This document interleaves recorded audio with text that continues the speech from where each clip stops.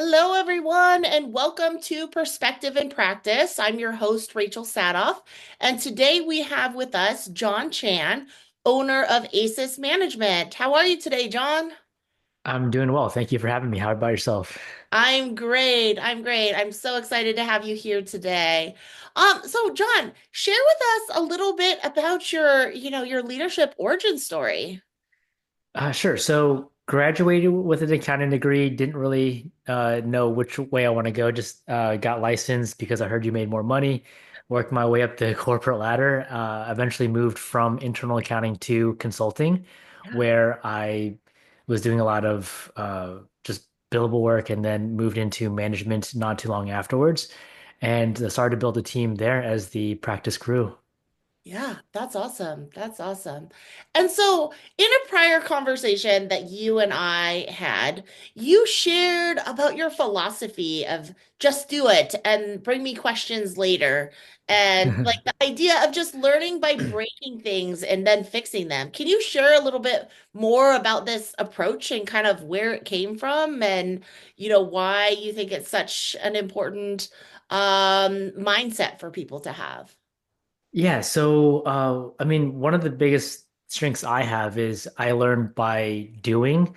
And I mean, my dad used to call it a weakness, but I guess it's how you view it and how you use it to your advantage. But yeah, when I moved from accounting to consulting, one of the biggest things was I had to learn how to use the software at a high level, and I didn't really know how to do it. So I just did it I didn't know what questions to ask either. So I just broke things, made things incorrectly, did things, some things well, some things not so well. And then when I hit roadblocks, I would just go and ask someone how to do it properly, what I was doing incorrectly.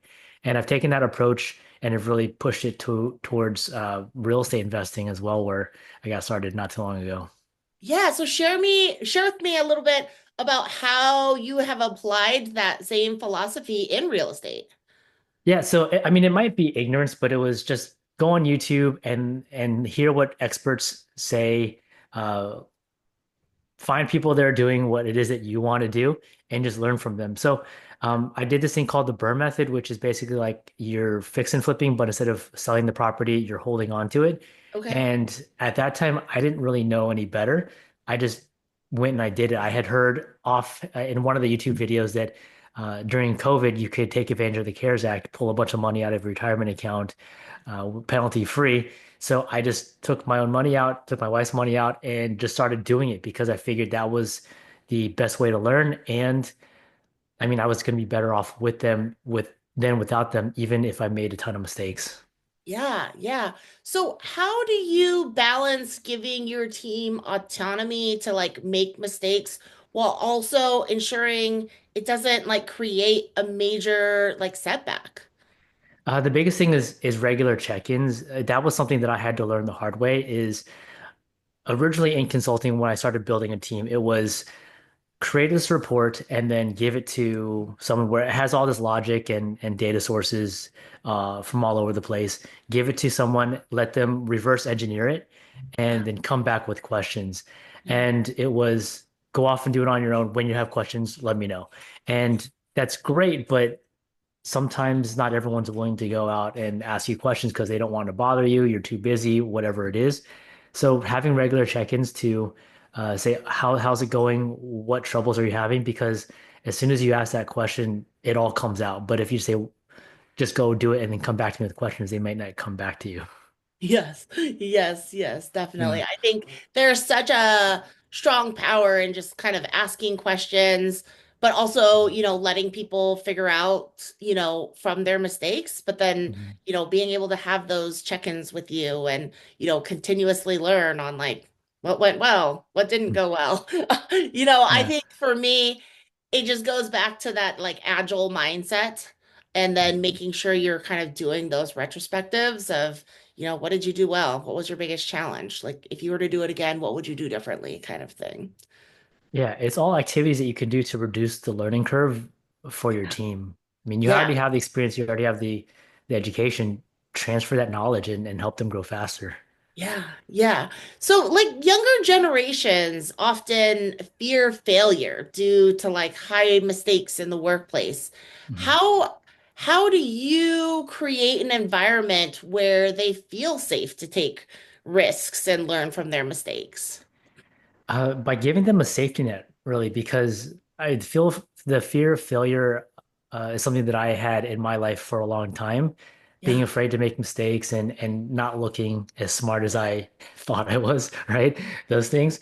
Um, but just being able to say, all right, well, go out and do this work, and then when you're done with it, bring it to me, and then we'll work on it together. We'll take a look at it together to make sure that you have uh, the understanding that we both think that you have, and being able to create that sort of safety net really helps as well. And also, I heard I think Ben Affleck or Matt Damon say when they were working together, "Don't judge me on my worst ideas, judge me on my best ideas." yeah. And so that's something that I really try to implement as well.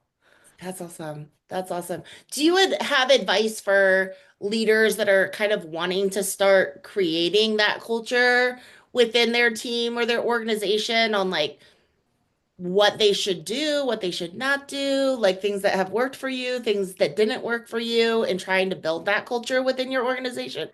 Yeah, one of the things that I've noticed when I was working my way up the corporate ladder, and I didn't get to experience this personally, which I feel kind of lucky, but having leaders kind of suppress your team's growth, I think is a huge problem. And just communicating that I'm here to help you grow, I'm here to help you learn whatever it is that you want to learn. If I can help you, great. And if not, then I will help. I will find someone who can help you. I Yeah, think is a great way to start that because as a leader, sometimes you feel like you have to know everything and it's impossible. There's just no way that you can know everything. So, being open to sharing whatever it is that you have learned, uh, as well as, bringing other people in as well. I mean, it's that whole book, Who Not How by Dan Sullivan. It's not always going to be you. And by growing your team, it just allows you to do more. Like, no one wants to do the same thing their entire lives. yeah. So by growing your team, it really helps you do more, accomplish more, do different things. Yeah, definitely. I think one of the biggest pieces of being a leader is exactly kind of what you said. It's like you don't always have to be the expert, Mhm. but you have to help people find the expert, or you have to know the expert that you can guide people to say, hey, I don't know, but go talk to this person because they'll Right. probably be able to help you at least with the first steps towards figuring out what that solution is. Yeah, and I think finding people that want to learn and continually grow, I think is a huge plus. It's something that I think is kind of rare too. You don't always see that. Yeah, yeah, absolutely. So let's talk a little bit about strengths because I know that your strength-based leadership is important to you. So Mm. can you like share an example of a time when a team member struggled because they weren't operating in their strengths? And like, how did you address that? Because I think that kind of builds on just kind of what we were talking about with that exploratory thing. I think a lot of Mm. people that are interested in something will often explore the things that they're interested in. Um, but can you share a little bit more about your ideas around strength-based leadership? Yeah, so I think one of the biggest misconceptions about strengths and weaknesses is that you rely on your strengths, but then you also build on your weaknesses. But I mean, there are weaknesses for a reason. Maybe you don't enjoy them, maybe it just doesn't come naturally to you. So being able to understand your team, what each individual's strengths are, and how to use the team members' strengths to complement each other's weaknesses, including your own as a leader, I think is extremely important because you don't want someone who's strictly all technical and everybody on the team is strictly technical but can't speak to the client, right? You need Yeah, someone who's client facing as well. And so understanding I mean, one of the things that I always asked was, what do you like doing? Are you happy? Are you enjoying yourself? Right? Because that also will help me decide what tasks to give to an individual versus not to someone else. And yeah, so understanding the team's strengths including yourself, I think is extremely important to building a strong team. Yeah, absolutely. When people don't have the opportunity to do an assessment like Strength Finders or something like that, I always just kind of go back to the basic Venn diagram of Mhm. what are you passionate about? What are you good at? Where do they intersect? And then how can we, at least in a business setting, use that in the business to help build upon um, using your strengths, help build upon the business to, grow success from there. Yeah, I think one of the biggest underrated things one of the things that I looked over as I was growing is getting to know the people that you work with because that helps so even including yourself, right? I spent a lot of time trying to figure myself out as well, and it really makes life a lot easier and helps you focus on the things that bring you energy versus the energy sucks. Yeah, definitely. Like, I think so many people focus on networking outside of their organization, Mhm. where you can really just spend time networking inside your organization, different teams, different departments, different people. And there's such value in that. And as I'm like thinking back on something you said earlier, I really love kind of what you said about a lot of people spend a lot of time trying to focus on building up their weaknesses. Mhm. Whereas I'm kind of like the opposite. I'm like, I just need to know what my weakness is so that I don't try to do that. And Right. I can then, use those network and friendships of people that I can leverage on because I know that I'll just drive myself insane trying to do things that are not in my strength-based wheelhouse. It's a huge weight off your shoulders once you no longer have to do it. Yes, yes. And one of those things for me is anything home improvement. Like I have just acknowledged that is not my strength. Like don't give me a screwdriver, don't give me a hammer. Like it will not go well. Right. Yes. So how have you learned to manage communication and like set expectations in partnerships to avoid misalignments as a leader? Well, the biggest thing is trying to see the big picture and then seeing how all the pieces you have fit in line with that picture. Yeah. And also by making mistakes. I mean, I've had someone on my team who was sending emails like not rude or anything, but just not in a professional manner. And it's not really how I wanted to communicate with our clients. So it's just setting expectations that this is how we need to communicate. We need to Yeah. have, proper grammar, proper what's it called, punctuation, right? And addressing the issues as soon as you see them versus letting them kind of linger and grow morph into bigger problems. Yes. As a person that's a direct communicator, Mhm. just for listeners out there, like I always use ChatGPT. Mhm. So I always like ChatGPT, fix all the grammar, ChatGPT, make this Yeah. nicer, ChatGPT, what else do I need to tell them? Because I think that's like one of the biggest or greatest pieces of just like adding AI into our life.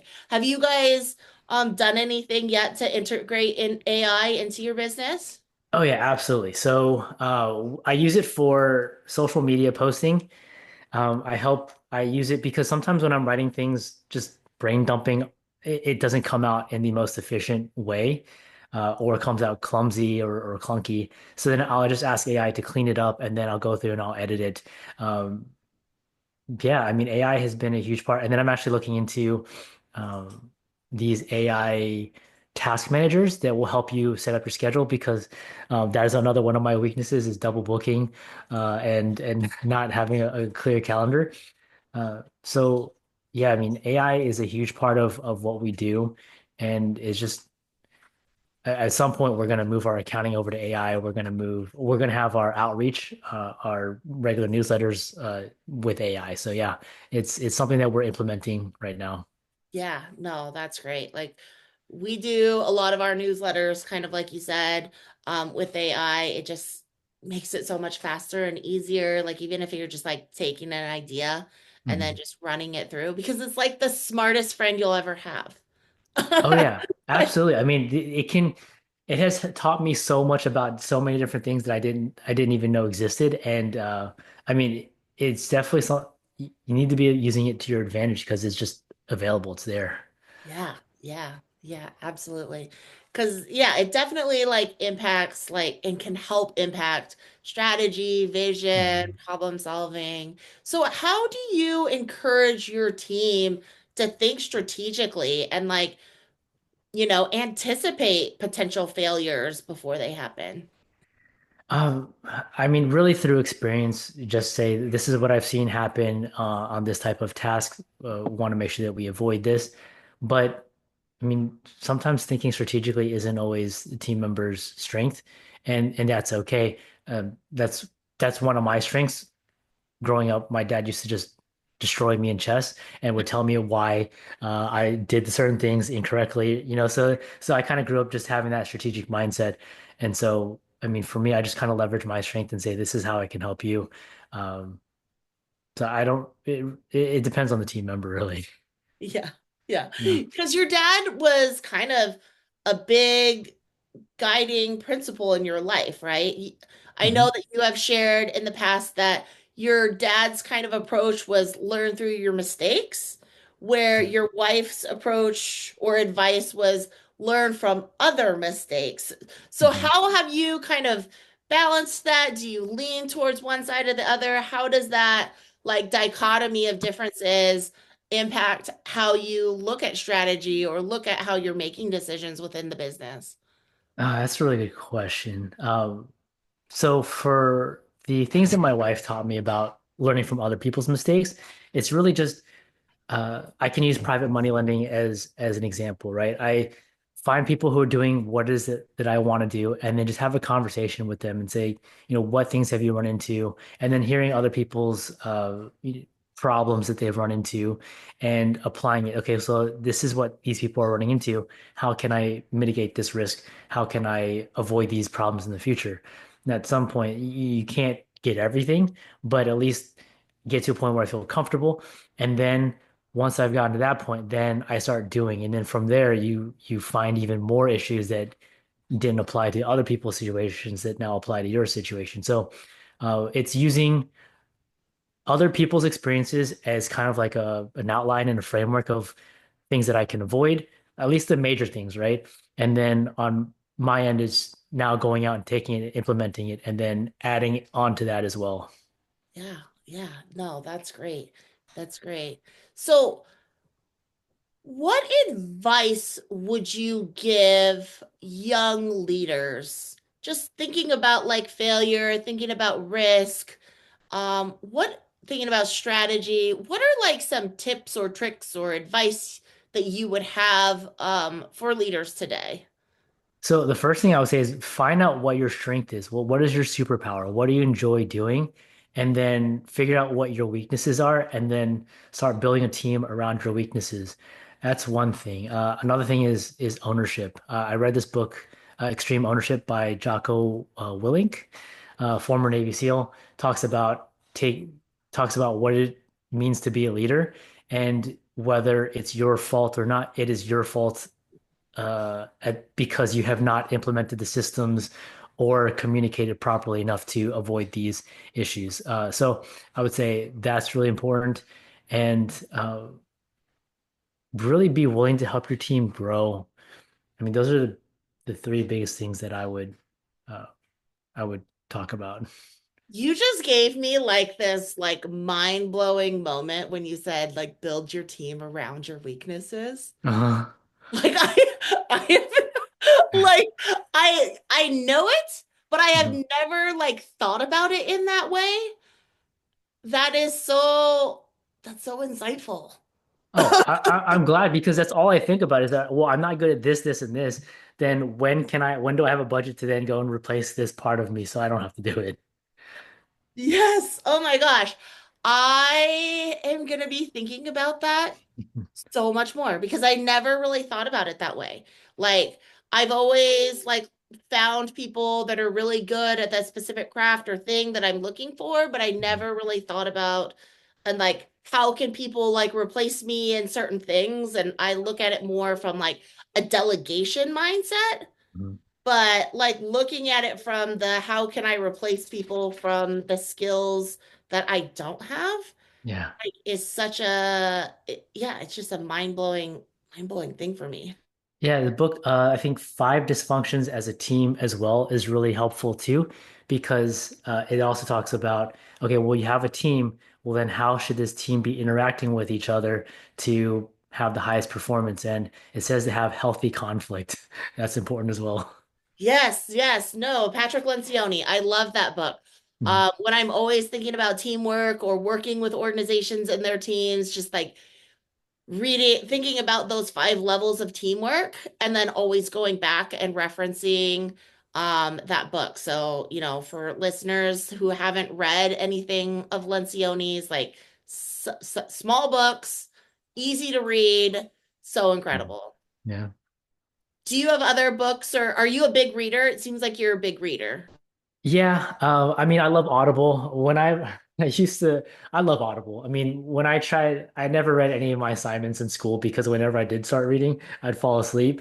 So Audible has been like my cheat code. But yeah, like Atomic Habits is an amazing book because it talks about how to create a habit. You know, when we talk about, I mean, the biggest thing is like working out, right? Getting regular exercise. We think, oh, I'm going to run 5 miles a day, 3 times a week, right? But that's such a daunting task that it's very easy to get discouraged and not do it. But it says just go for a 2 minute walk. Start off with manageable tasks and then have it just build on top of that. Atomic Habits is amazing and Chop Wood, Carry Water. I love that book Yes. because it talks about enjoying, being appreciative and grateful for the journey, not so much the end goal. Um, see, The Power Within by Tony Robbins, changing the phrase "have to get to" is a huge mindset shift. Yeah. Um, and then Outliers, I just enjoy that because it talks about you see all these people like Bill Gates who have accomplished a ton, but there were certain situations that they were put in or that they got to put themselves in that helped them get to where they're at. To me, the underlying story is no one wakes up an expert. You have to put in the work. And so I really like those books. I mean, just a Yeah, few. yeah. Are you reading anything right now that you're loving? Yeah, so I actually went back to Who Not How, just because again, I want to make sure that I'm building the right team around me. And then I also that have CFO. I think I don't even know who it's by, but it's how to be a CFO. So those are the books that I'm reading right now. That's awesome. That's awesome. Um, I love it. I do a lot of Audible as well. Like, Mhm. I constantly have the Audible credits going on and What are downloading you books. what are you reading right now? Um, I the what is it called? 24 assets or something like that. Um, oh my gosh. I can't remember the name of it. I think that's what it's called. A colleague was talking about that for just kind of business development, like what are the assets that you need in order to grow your business. I think, yeah, 24 assets is what it's called Okay. by Daniel Priestley.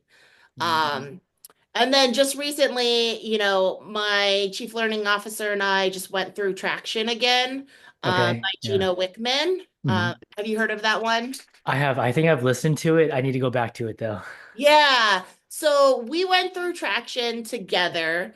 And it was the first time that I've done the book Traction with somebody else.